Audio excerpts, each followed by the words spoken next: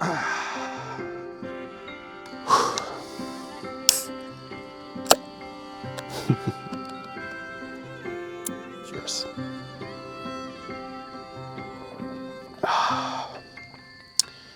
Bă, ce bine e să mai și stai. Relaxant, aș putea zice. Bun, salutare dragilor! Iată că m-am întors după mai bine de 1 an și jumătate. De fapt, cred că sunt aproape 2 ani de când nu am mai postat ceva pe YouTube. A fost o perioadă destul de lungă, însă avem foarte multe lucruri de povestit. Și o să vă povestesc principalele motive pentru care am lipsit, ce vreau să fac în continuare și de ce m-am decis să postez iar în română. Am să încep prima dată cu a vă povesti ce s-a întâmplat în viața mea în ultima perioadă, pentru că s-au întâmplat câteva lucruri care m-au reținut din a putea crea content pe YouTube. E ceva mai personal și ca să înțelegeți și voi ce s-a întâmplat cu mine în toată perioada asta. Păi, în primul și în primul rând, am avut niște probleme financiare destul de mari pe care a trebuit să le rezolv, iar chestia asta a presupus să-mi vând lucrurile pe care le aveam. Și anume, am renunțat la proiectul de drift, acel BMW 46 a trebuit să-l vând, am renunțat la prima mea motocicletă și aia a fost o despărțire destul de grea și de dureroasă, acel Hornet minunat albastru care m-a purtat în foarte multe aventuri. A trebuit să renunț la el. Imediat ce am luat Himalayanul, nu am reușit să-l țin niciun an și a trebuit să-l vând și pe acelea din cauza acelorași probleme financiare. Iar apoi, după ce am reușit să acopăr nevoile financiare pe care le-am avut, mi-am schimbat cumva și jobul, am mai avansat un pic în carieră, am reușit să fac rost de mai mulți bani, însă nou job pe care l-am luat, din păcate, a venit cu un trade-off, cu o chestie care nu e foarte convenabilă și anume faptul că muncesc foarte mult. De la 8 dimineața deschid calculatorul, sunt conectat, sunt prezent la muncă, iar apoi îl mai închid undeva seara pe la 6-7, mamă câte gângănii pe aici. Și sincer, o zi de muncă la mine este foarte obositoare. Muncesc aproape 10-12 ore pe zi în mod regulat. Într-adevăr, este foarte bine plătit jobul și mi-a permis să-mi acopăr foarte rapid datoriile, chiar să fac și anumite investiții în viața mea și pentru asta sunt foarte recunoscător, însă mă distruge pe altă parte. Nu mai am timp liber, nu mai pot să mă ocup de pasiunile mele, e destul de nasol din punctul ăsta de vedere. Însă vreau să fac o schimbare și pe planul ăsta în viitor și vreau să reușesc cumva să găsesc un echilibru între un job care mi oferă suficient de mulți bani cât să pot trăi liniștit, dar să și pot avea timp liber să-mi urmez pasiunile care mă fac pe mine fericit cu adevărat. Iar canalul de YouTube este una dintre aceste pasiuni. Mie mi-a plăcut foarte mult să creez clipuri, niciodată nu le-am creat cu așteptarea de a trăi din chestia asta sau de a face bani de pe urma lor. După cum bine știți, tot ce am făcut pe banii mei. Proiectul de drift a fost 100% banii mei, am băgat cred că peste 6-7 mii de euro în proiectul ăla. Motocicletele la fel au fost numai banii mei, doar cu testul cu Himalayanul și toate accesoriile pe care le-am cumpărat m-au dus la fel, cred că peste 7.000 de euro. Toată aparatura respectivă pentru a face softuri pentru BMW și pentru mașina de daily, aparatura cu care făceam chip tuning și v-am prezentat și vouă tutorialele respective și alea au fost, cred că peste 1000 de euro investiți. Au fost foarte multe investiții în canal, dar le-am făcut cu plăcere, le-am făcut pentru a împărtăși anumite lucruri cu voi. Pe de o altă parte, era și curiozitatea mea personală de a face lucrurile respective, așa că, nu. Revenind la alte lucruri care m-au reținut din a crea clipuri, au fost și niște probleme personale în viața de zi cu zi. Trebuie să mă împart mereu între Brașov, Câmpina și București. Mereu trebuie să alerg între localitățile astea trei și sunt ba pe drum, ba în weekenduri trebuie să mă duc acasă să mai fac niște lucruri pe la țară, ba trebuie să mă întorc la Brașov, ba trebuie să mă duc chiar la muncă la București. Sunt mereu împrăștiat în 3 direcții și ăsta a fost un alt lucru foarte important care m-a ținut în spate și nu am mai putut să fac content. Am reușit cumva să mai aranjez și lucrurile astea, să intre pe o direcție mai bună. Iar în momentul de față zic eu că am rezolvat cumva toate lucrurile care mă țineau din a crea content la un mod decent, cât să pot realiza măcar un clip pe lună. Nu-mi propun mai mult de atât în momentul de față. Sper să creez măcar un clip pe lună, iar apoi să reușesc să fac 2 clipuri pe lună după nu știu, 6-7 luni de creat conținut. Ăsta e targetul meu momentan. Știu că nu e foarte mult, știu că o să ziceți, dar noi vrem un clip pe săptămână sau ceva de genul ăsta. Trebuie să mă înțelegeți că e foarte multă muncă să creezi conținut și când ai și o viață normală în spate, e foarte greu să găsești timpul să faci chestia asta în primul rând. Bun, haideți acum să discutăm și despre faptul că, după cum puteți vedea, vorbesc în română, nu mai vorbesc în engleză. După cum bine știți, cei care urmăriți acest canal de ceva timp, în urmă cu ceva ani luaserăm hotărârea să nu mai postez în română și să postez în engleză. M-am gândit eu atunci că o să mă adresez unei audiențe mai mari, că va fi un canal care să atragă oameni și din alte țări, să creez o comunitate globală care să fie foarte interesantă. Însă nu mi-a reușit. Unul la mână pentru că n-am mai reușit să mai postez la o frecvență destul de mare și doi la mână pentru că mie mi-este foarte greu să fiu natural în engleză și cream un conținut mediocru. Nu cream un conținut prea calitativ în engleză. În română pot să fiu mult mai original, mult mai autentic, mă exprim mult mai liber și sincer am senzația că pot să fiu eu în română. Adică să fiu exact așa cum sunt, să folosesc cuvintele care îmi vin, pe când în engleză mi-era foarte greu, frate, să stau, să traduc, să mă gândesc cum ar suna mai bine. În fire, mi-era mult mai greu și pierdeam cumva autenticitatea aia. Nu mai puteam să exprim exact ce simțeam, știi?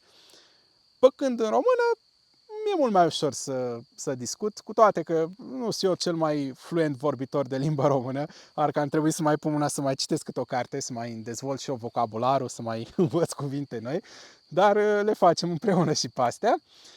Dar da, asta a fost unul din principalele motive pentru care m-am hotărât să mă întorc la conținut în limba română. Iar un alt motiv a fost faptul că, deși nu am mai postat nimic în ultimul an și jumătate, 2 ani, am reușit cumva totuși să atrag oameni noi pe canal. Canalul a crescut cu câteva sute, undeva la vreo 500-600 de abonați noi în perioada asta, cărora le mulțumesc că au venit pe canal. Și cumva toți abonații ăștia erau din România. Lucru care mi-a dat foarte mult de gândit. Iar apoi m-am uitat să văd care au fost cele mai vizualizate clipuri în ultimii 2-3 ani pe canal. Și cele mai vizualizate clipuri, cu o singură excepție, au fost clipuri în limba română. Ceea ce mi-a fost destul de clar că contentul pe care îl cream în română era mult mai bun decât cel pe care îl cream în engleză. Tocmai de asta am luat hotărârea să mă întorc înapoi la limba română, să postez content în română pentru că mi-e mult mai natural, pot să discut mult mai liber, pot să vă povestesc o groază de chestii, să intru mai multe detalii, e mult mai ușor și probabil și voi o să înțelegeți mult mai bine. Iar pentru cei care sunt abonați din afara României și sunt dezamăgiți acum de această decizie, vă promit că voi pune subtitrări în engleză și în alte limbi, astfel încât să puteți înțelege ceea ce vorbesc, însă nu voi mai posta în engleză de aici înainte, voi posta doar în română pentru că pot să fiu eu, pot să fiu mai natural și după cum am văzut și din YouTube Studio, în statistici, majoritatea dintre voi sunteți din România, vorbiți română, așa că o să postez content pentru voi în română și sincer chiar sper să reușim să facem în România o comunitate foarte faină de oameni nebuni, aventurieri, cărora le plac mașinile, motoarele, aventurile, să descopere chestii noi. Na, ce să zic. Iar cu chestia asta mă duc ușor spre următoarea parte a clipului și anume ce urmează să postez pe canal, ce urmează să fac cu acest canal. Dar nu mai stau aici pentru că deja se noptează, m-au ciupit țânțarii de m-au omorât, m-au băzit muștele, ligioanele, cred că m-a ciupit și o, de-asta cum naiba îi zice, căpușă, sper să nu iau boala Lyme, naiba, că după aia iară lipsesc de pe canal. Oh, Doamne ferește, în fire.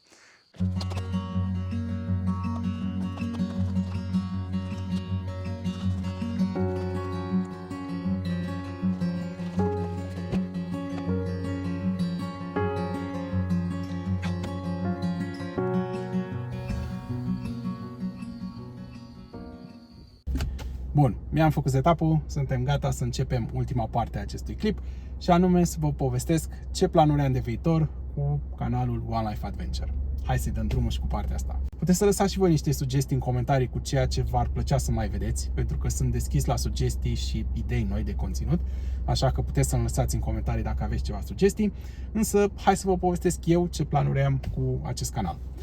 Mergem la vale, coborând după dealurile astea superbe. Nu știu dacă se vede în stânga acolo, dar e o priveliște absolut superbă. Să văd munții Piatra Craiului. Undeva mai în spate sunt Bucegii, partea asta mai în lateral, dar când o să ajungem mai jos o să se vadă și munții Bucegi destul de bine. Și chestia asta cumva dă de gol una din ideile de conținut pentru acest canal, și anume aventuri. Vreau să filmez tot felul de aventuri auto și moto, adică cu mașini și motociclete. Vreau să mă duc să mă plimb în tot felul de locuri interesante pe care o să vi le prezint. O să vă dau tot felul de detalii despre anumite locuri pe care poate mulți dintre voi nu le știți și pe care cu siguranță nu le-ați văzut pe anumite canale de YouTube de la noi din țară. Niște locuri mai ferite de lume, mai rare. Aici, momentan, sunt în Poiana Mărului. Probabil v-ați dat seama după privelistea asta superbă. Cei care au mai fost în zonă știu unde sunt acum. Sunt în Poiana Mărului și este un fel de Elveția, dar în România, ca să zic așa. Este o zonă superbă unde mie îmi place să vin destul de des după muncă să mă relaxez. Și da, ideea principală de conținut pe canal va fi în legătură cu aventurile moto și auto. Nu știu, n-am o ordine anume dacă voi face mai mult conținut auto, mai mult conținut moto, în funcție de cum am timp liber și ce nimeresc. Momentan n-am nicio motocicletă, așa că probabil voi posta conținut mai mult auto o perioadă până voi reuși să strâng banii să cumpăr o motocicletă nouă. Tocmai ți-a trecut o motocicletă. M-am dat la o parte. Ok, unde rămăsesem? Da, deci, recapitulăm un pic. Facem conținut de aventură cu mașini și motociclete. Facem conținut de review la mașini și motociclete. Vreau să fac din nou tutoriale pe tot felul de subiecte, inclusiv pe partea de chip tuning, pentru că am văzut că vă pasionează chestia asta și vă uitați și am primit foarte multe întrebări de la voi, chiar și la 3 ani de când am postat clipurile respective, ceea ce înseamnă că există acolo un interes pentru genul ăsta de conținut. Iar apoi vreau să descoperim împreună și alte tipuri de conținut care vă mai interesează. Haideți să mergem un pic mai departe, că m-am oprit aici ca în mijlocul drumului, să zic așa. Îi dăm mai departe. Da, și cum ziceam, vreau să postez tot felul de aventuri, conținut de tipul acesta. Aici mergem pe off-road, nenică, Dacia Sandero. Și legat de chestia asta, următorul clip va fi un review la Dacia Sandero. Dacia Sandero Stepway, modelul de 2024, care momentan este chiar a mea, dar vreau să o vând pentru că nu-s mulțumit de ea, însă mai multe detalii o să vă dau în clip. Am făcut un credit pe 5 ani să-mi iau o mașină nouă, doream ceva de aventură pe canal, cum vă povesteam mai devreme. Am investit, asta e prima mare investiție în canalul de YouTube. Am cumpărat o mașină cu care să mă plimb și să fac conținut. Și am luat o Dacia Sandero Stepway, să fie înaltă, să pot să urc pe coclauri de genul ăsta. Însă nu sunt mulțumit. Hai să nu divulg mai multe încă de acum. Dar urmează, fraților, un review la Dacia Sandero care sunt convins că o să mă placă.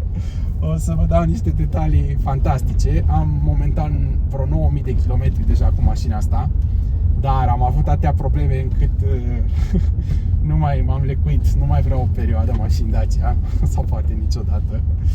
Însă vreau să vă zic, vreau să fac un review cu mașina asta și să vă zic exact ce și cum, ce probleme am avut. Credeți-mă, o să fie interesant.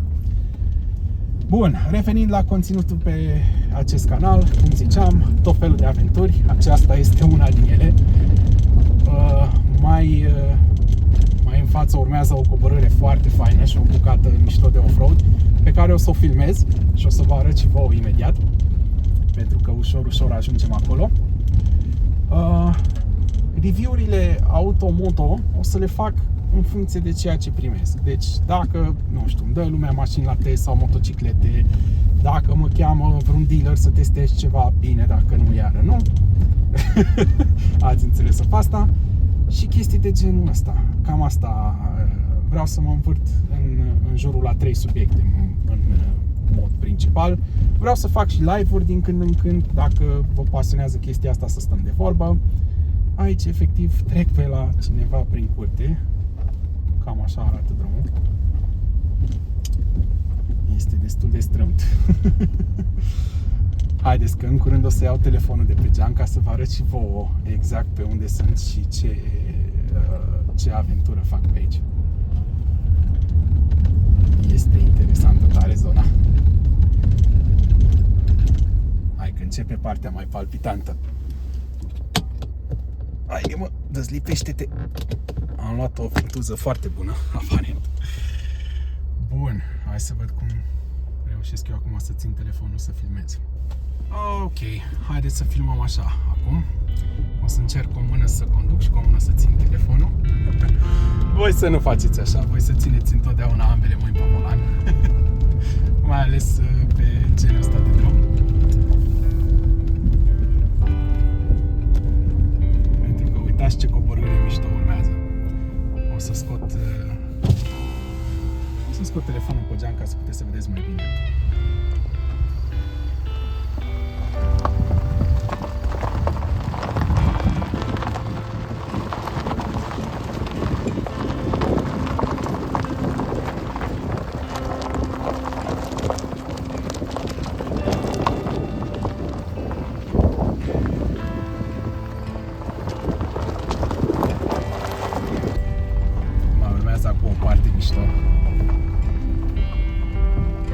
Unde dacă îmi vine o mașină de jos, am pus-o. Sper să vadă, intrăm în pădure și este deja destul de noapte.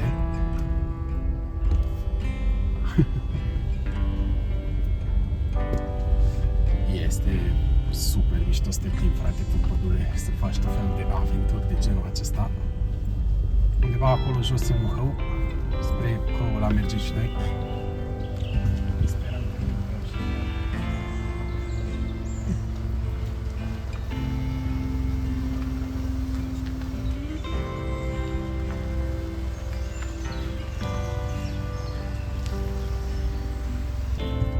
Să revin înăuntru că aici e peretele destul de aproape, ca să zic așa.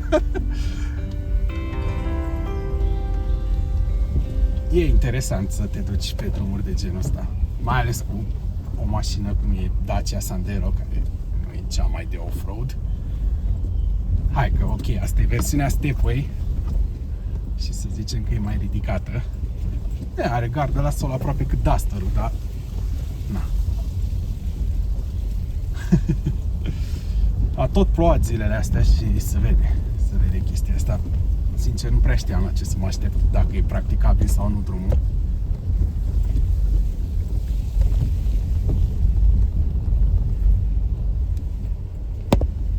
Aici este o bucată iară interesantă.